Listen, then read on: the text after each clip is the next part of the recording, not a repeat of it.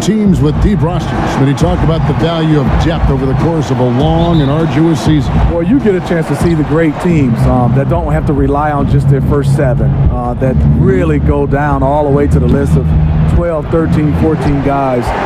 The Golden State Warriors, the San Antonio Spurs, they have over the years played their entire roster and played them in crunch time.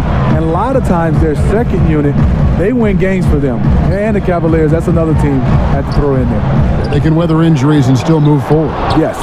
Now Golden State's starting five. Offense and defense with Durant and Draymond at the 3 and the 4. The sharpshooters Curry and Thompson are at the 1 and the 2. And it's Cousins in its center. Cousins with a screen on Irving. Screen by Cousins. 6 to shoot. Irving against Curry.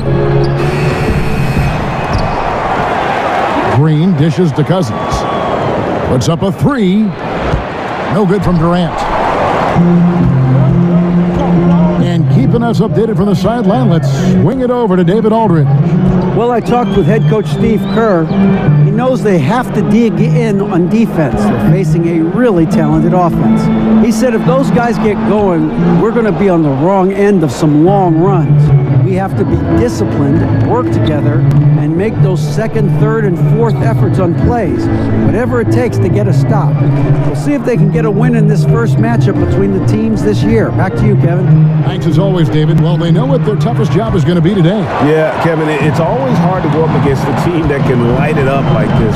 You can't let them hit the ground running. You know what, Greg, you're right. So many of their games are decided in the first half because their offense starts clicking, they build up a big lead, and just run away and hide. Really, the right play defensively, if you can't block, force them to the line. Boston shooting their first free throws of this game.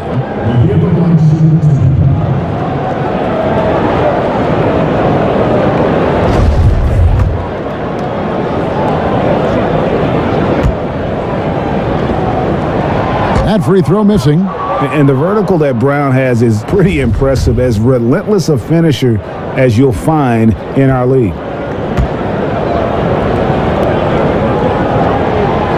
Good on the second free throw. And how unique is this situation for the Celtics? I mean, one of the best teams in the league, and yet at the same time still drafting top picks. You know, the after effects of a trade with the Nets that quite honestly will go down as one of the league's all-time heists. There's Green with the 3. Good on the three-point shot. Green's got himself on the board with 3 there. And the lid comes off the basket after 4 straight misses. They finally get one. Inside, here's Brown. And that one is off.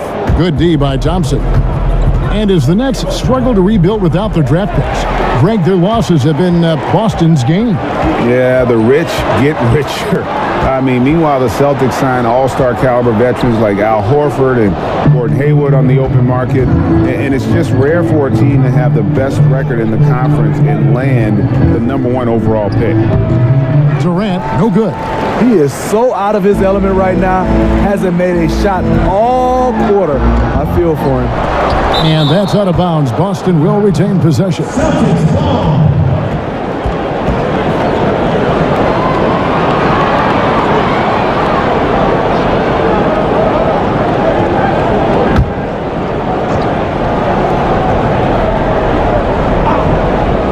Here's Irving. Hayward at the elbow. Picked by Horford. Hayward against Durant. Parked down low that time, and he got the 3-second call.